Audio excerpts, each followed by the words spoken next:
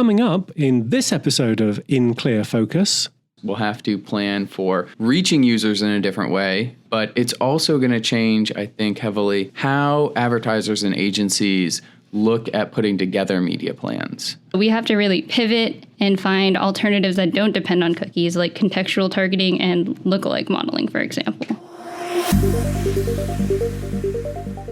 You're listening to In Clear Focus, fresh perspectives on the business of advertising, produced weekly by Bigeye, a strategy-led, full-service creative agency growing brands for clients globally. Hello, I'm your host, Adrian Tennant, Chief Strategy Officer. Thank you for joining us. If you enjoy baking, you know there's nothing quite like homemade cookies. But whether home-baked or store-bought, cookies crumble. And especially on a summer's day in Florida, when cookies crumble, they can get a bit messy. Well, in the world of marketing, there are times when things can feel a little bit messy too. For the past couple of years, we've had our work cut out for us, as in addition to keeping up with the ever-changing landscape of digital advertising, we've been collectively bracing ourselves for a future without digital cookies. As consumers shift to using mobile devices and other connected technologies, brands are on notice that we'll have to find new ways to track and measure customer engagement. So, in a world where cookies are no longer reliable identifiers, what will become of digital marketing? How will we target users and measure the success of our campaigns? To answer these questions, I'm joined by two members of Bigeye's Media and Analytics team. Tim McCormack is Bigeye's VP of Media and Analytics, and Maegan Trinidad is Bigeye's Analytics Manager. Both believe that we'll need to get creative if we want to continue reaching our target audiences. Maegan, welcome to In Clear Focus. Thank you. Happy to be here. What led you to pursue a career in research and analytics? I went to the University of Central Florida, where I was a marketing major in the business college, and I found myself involved in a behavioral lab there, which really meant that I helped administer surveys and helped a professor conduct their own research, and I really enjoyed that experience, and I just ran with it. Today, you're Bigeye's Analytics Manager, so could you explain what your role at Bigeye entails?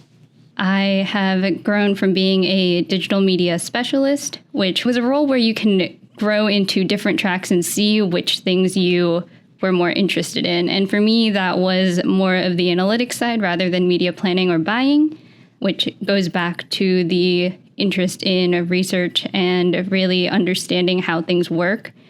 So I became a digital media specialist, and then from there, when I found out that I really excelled in the analytics portion, I grew that role, and now I manage all of the paid social and web analytics reporting, in addition to being a heavy role in audience creation with the strategy team. Now, as I mentioned in the introduction, cookies, they're crumbling. But for anyone new to digital marketing or would appreciate a refresher, could you explain what cookies are? Yeah, cookies are digital files that websites send to your devices. They are used to follow you around the internet, really. It's how we are able to track your behaviors as you surf the internet. So they really remember little pieces of what you're doing throughout your search history, and we're able to take that information, understand what you're doing, and then implement it through third-party audiences in our campaign targeting. So why do we care about them going away? We care about them going away because really we have seen third-party audiences' performances decline as the audience size continues to shrink. So if you're dependent on third-party cookies and third-party audiences, you're going to get less and less information, and you're really not going to reach as many people. So we have to really pivot and find alternatives that don't depend on cookies, like contextual targeting and lookalike modeling, for example. For anyone not familiar, what are the differences between first-party, second-party, and third-party data? So for first-party data, that is any data that is owned directly by a company. So if you're thinking about a company that has a newsletter list, you own that data. Or if you're a e-commerce company, you own all of your purchase data. And you also own any of the interactions that consumers have on your website or your social media profiles. As far as second-party data, that refers to when an organization would collect the data and then sell it unanonymized, and they will sell it out. They see that it's a valuable resource that advertisers can use, and they can gain revenue that way by sharing their owned data. For third-party data, it's not necessarily from the publisher themselves. It gets aggregated and anonymized by another party and then sold to different advertisers and platforms that way. Okay, so with cookies going away, what are some alternative approaches we can take to audience targeting? Yeah, there are a couple that the media and analytics team has already identified. One of the big ones is contextual targeting. If cookie-driven advertising is based on users' historical, like their browsing history and their actions on websites, contextual targeting is based more on the current content that they're viewing. And the way that works is you can generate a list of keywords or web pages that we think might be relevant based on keyword research or just seeing what is related to a certain topic for a campaign. That's great. So how do we get that information? Yeah, a big way that we can get that information is through consumer research. We already know that consumer research helps us determine consumers' self-reported motivators, experiences, their interests. It's really helpful in informing our campaign's targeting strategies because of that. When we supplement our knowledge from secondary data with qualitative and quantitative data from studies, we then have a more holistic and up-to-date understanding of where our audience is, what media they're consuming, and what they're influenced by. We're able to bake questions into our surveys and questionnaires to specifically help us develop contextual targeting lists, such as which of the following phrases do you most associate with this topic? Or what store or website do you purchase this particular type of product most often? Or even what type of resources do you typically use to learn about this topic? You've also talked to me offline about automatic content recognition, or ACR. Could you explain a little bit about how that works in practice? Yeah, so ACR is a technology that is utilized in OTT and smart TV platforms. It basically samples a portion of the video or audio that is playing on the device, and it takes that back into a larger database that sorts the audio file into categories based on what the content being consumed is. So once these buckets are made, they get put into targeting segments that we can port into paid social and more lower funnel direct response channels to help extend the reach of the campaigns. In addition to that, ACR offers the opportunity to purchase inventory directly related to specific events. So if a campaign would do really well during a type of sporting event, ACR offers that opportunity to access the sporting event inventory. Well, of course, social media is a major part of most marketers' plans these days. Maegan, could you talk a bit about how we can use social graph data? Yeah, social graph data is sort of like contextual targeting, but really creates audience based on comments and reviews that are left by consumers. So it takes into account relevant phrases, keywords, and hashtags to build lists for things like in-market targeting, looking for phrases like, can you suggest a type of moisturizer, or what's the best this type of product? It can also be used to identify purchasers, for looking for phrases like, I always buy from this brand, or this was a great product for the price, because that really signifies that they've already purchased, they've had an experience with this brand or this product, and that can be taken. A list can be built out and an audience can be created with that in mind to create a similar audience list. Okay. I know you work on campaigns that use other kinds of targeting beyond those we've discussed so far. Could you share a couple of examples with us? A big one that we've been discussing more recently with these changes are time and geo-behavioral data. So that would allow us to target users who have visited a specific location or region. And it also allows us to segment users depending on events that they have attended. So if you attended an event in Orlando in the last month, we can really pinpoint that down based on the date and the location that the event was in. And within this tactic is geofencing, which would allow us to reach users based on whether they enter or leave this particular location. With that comes polygoning, where we are able to draw a radius or a shape around a specific location, so we can really get specific in where we're reaching those people. So Maegan, could you walk us through a so-called full funnel campaign and explain how you might select different types of targeting at each stage of that funnel? Yeah, so a full funnel campaign takes into consideration an entire view of the customer journey. So we can use different channels and optimization events to appropriately drive users from the awareness stage all the way down to becoming repeat purchasers and even brand advocates. Full funnel campaigns really are a good resource for building first-party data audiences, and then we can engage with specific users at different points of the consumer journey that way. Starting at the awareness stage, the very top of the funnel, first-party data can be used to suppress existing customers, and the impression data that we create as a result can be used to lift brand awareness and recognition with frequency targeting, and the ad engagements and leads that happen as a result can be used as well as we move further down. The second stage of the funnel is intent, where we take the first-party impression and engagement data that we generated from the first part of the funnel to reach users who have already seen and are familiar with the brand by now.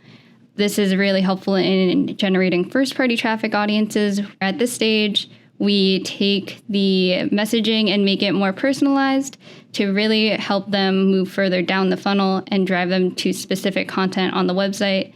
And then we take segmented retargeting audiences to drive purchases. Again, we can personalize messaging, be more persuasive and direct as they're moving further down the funnel, as they've already visited the website and have even more familiarity. When we generate more sales data, that brings us down to the bottom portion of the funnel, which is repeat purchasers and brand advocates, taking into account the purchase data and really trying to give them reminders and different messaging that would encourage them to purchase again or to really encourage them to purchase more, if not something that has to be repurchased frequently. Maegan, you've defined first-party data for us as any information that a company collects directly from its customers and owns. So I'm curious, in what kinds of ways has first-party data been most successful for our clients at Bigeye? So for first-party data, of course, we can use that information to retarget users who we already know are existing customers or people who have already visited the relevant websites. But something we've seen increasingly perform well is lookalike modeling. Because of the quality and accuracy of first-party data, since it's coming directly from the source, it makes it really the ideal foundation for lookalike models. We've utilized cookieless audiences based on our first-party data, such as website visitations or specific interactions through our preferred vendors. So Maegan, in the case that a client doesn't have first-party data themselves, how can we get around that? So thanks to our close partnership with survey and first-party data vendors, we're allowed to leverage market research data for audience creation and campaign activation that's not exclusive to what we own. For example, Amazon DSP, Amazon famously owns quite a number of things, and that gives us access to purchase history, web and mobile app behavior, things like content viewership on Amazon's OTT and CTV platforms, going as far as Twitch and even IMDb. We also have partnerships with other vendors. A major one that we do partner with frequently offers first-party data tracking to track the products added to virtual shopping carts. And from there, we can see the category and product preferences of consumers and their shopping habits and even their planning tendencies for shopping. Well, in addition to analysing the performance of clients' campaigns, you also work very closely with me and the other members of our strategy team, often designing and programming quantitative research studies. In what kinds of ways can primary research work in concert with secondary data and help marketers achieve the targeting objectives in a cookieless environment? I mentioned a little bit about this earlier, where we're able to supplement primary and secondary data to really make a more holistic picture. So if we create questions within our surveys and questionnaires to drive us in a certain direction and really see what might inform our campaign as far as what types of media outlets do you consume from or where do you purchase from, that really lends itself well to our end goal in making a really strategy-infused project from creative all the way to campaign. Maegan, thank you very much for being our guest this week on In Clear Focus. Thank you for having me. We'll be joined by Bigeye's VP of Media and Analytics, Tim McCormack, after this short break. I'm Dana Cassell, Bigeye's Senior Strategist. Every week, In Clear Focus addresses topics that impact our work as marketing professionals, often inspired by data points reported in consumer research studies. At Bigeye, we put audiences first. For every engagement, through our own research, we develop a deep understanding of our clients' prospects and customers, analyzing their attitudes, behaviors, and motivations. We distill this data into actionable insights to inspire creative brand building and persuasive activation campaigns with strategic, cost-efficient media placements. If you'd like to know more about how to put Bigeye's audience-focused insights to work for your brand, please contact us. Email info@bigeyeagency.com.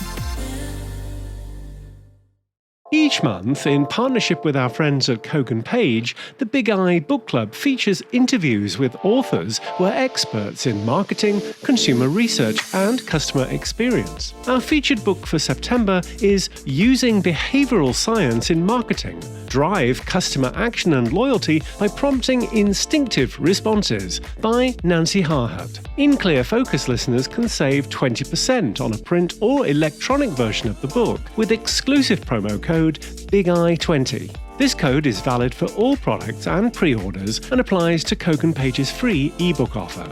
To order your copy of Using Behavioral Science in Marketing, go to koganpage.com. That's KOGANPAGE.com.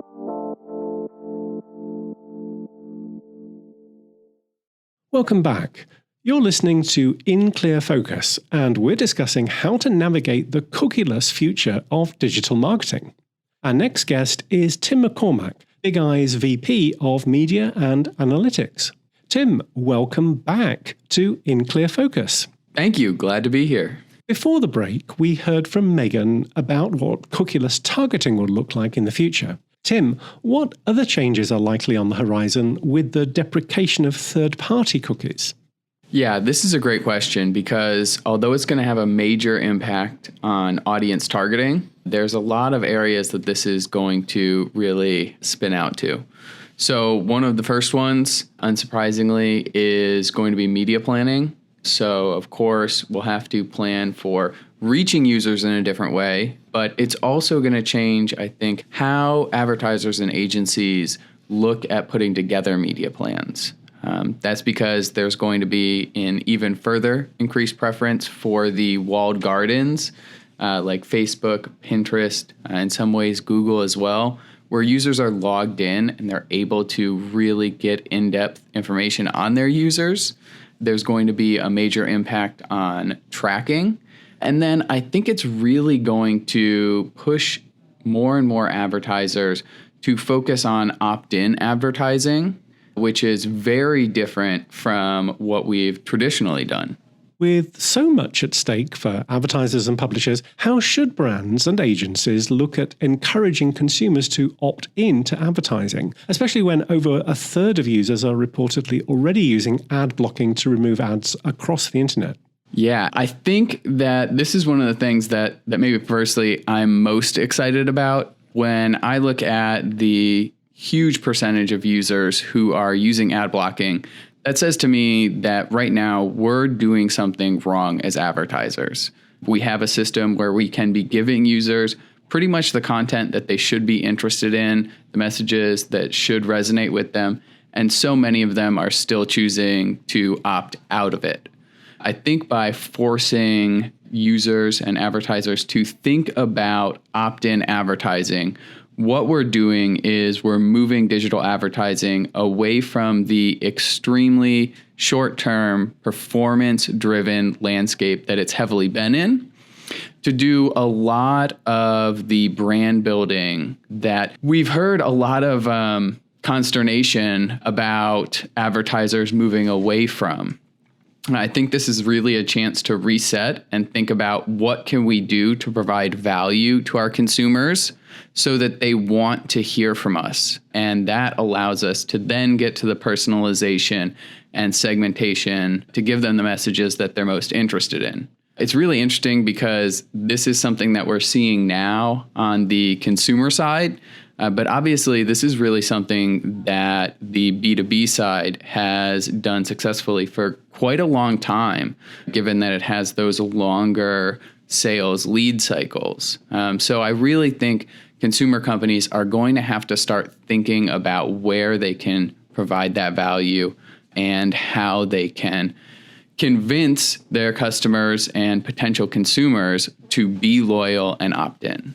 Tim, how does the cookieless future impact how we're going to measure advertising effectiveness? So apart from audience targeting, I think this is the area where we are going to see the biggest impact from the move to cookieless. Because currently, we've been traditionally looking at digital advertising as an arena where we can clearly see the impact utilizing cookies of someone who is exposed to our advertising and the actions they took. We've had reasonably good ability to deduplicate conversions and see down to the individual creative level, what has driven action across multiple steps of the consumer journey. Unfortunately, that's all really been built on the back of third-party cookies. So we're going to have to take a step back and really rethink how we're looking at advertising effectiveness without being able to look at each individual piece of creative and say it drove these actions.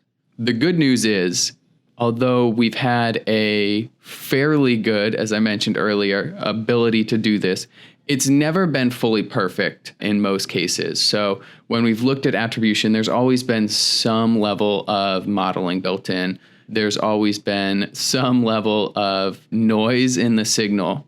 And we've grown to really think of it as though it's entirely deterministic and completely accurate, when to some degree it never has been entirely. What we'll have to do now as we take a step back is start thinking through how is advertising impacting the overall performance of the brand. Are we seeing increases in sales? Are we seeing increases in brand awareness? And we are going to start having to do things like incrementality testing and media mix modeling to understand what the drivers are for those increases. While preparing for a cookieless future is certainly important, why should busy advertisers care about preparing right now when the date that cookies will be fully deprecated continues to be pushed further into the future? So I think it's important for advertisers to start looking at this now because, as Maegan noted, we're already seeing some of this impact in our audiences. So if you're focused on specifically cookies, you're going to see smaller audiences that are performing worse at a higher cost. Likewise, if you're relying entirely on cookies for your advertising measurement, you're going to start seeing more and more noise in that signal. We've already seen Google and Facebook move towards really looking at modeled conversions as opposed to deterministic. So they're already doing a little bit of machine learning there, more than they had in the past. And most importantly, you want to start doing this now because it's going to take some time to test and learn and optimize and get your new systems up and running as efficiently as the ones that you've been running for almost the past decade. And on the advertising measurement side, you're going to want to have a good baseline to go back to when you start looking at this potentially a year in the future. Why did Google choose to push back the date for deprecating the cookie in Chrome? Without being inside of Google, what we've kind of come to understand is that it was most likely driven by competition within the market It does seem like Google thought they could really set the agenda for what would come after cookies. And they have to some degree with what they call flocks, which is an identifier of groups of users based on interests and behaviors rather than an individual user. However, there have been a lot of other companies who have rushed into this space, coming up with other solutions to provide identity resolution. And some of those have proven to be a little bit more popular with advertisers than what we're seeing with flocks. We're also seeing that some of their competitors in the programmatic space, so other DSPs, are putting increased pressure on them in DV360 by allowing for targeting of unaddressable audiences. So with those two factors, I think Google didn't feel comfortable kind of continuing to push this, knowing that it could impact their bottom line, as an advertising system. Tim, how do consumer data protection laws such as the CCPA and GDPR impact cookieless targeting? So I do think that obviously these laws are kind of government's way of working with the market to drive a cookieless future. Ultimately, they do get at really what is the same point, which is driving advertising to either be mass market, where we're not advertising to an individual user, or advertising that is opt-in based, where we're advertising to users who have chosen to interact and hear from your brand. Great insights. Tim, thank you very much for being our guest this week on In Clear Focus. Yeah, my pleasure. Thanks for having me. Thanks to my guests this week, Tim McCormack, Bigeye's VP of Media and Analytics, and Maegan Trinidad, Bigeye's Analytics Manager. As always, you'll find a transcript with links to the resources we discussed today on the In Clear Focus page at bigeyeagency.com. Just select podcast from the menu. If you enjoyed this episode, please consider following us wherever you listen to podcasts and contributing a rating or a review.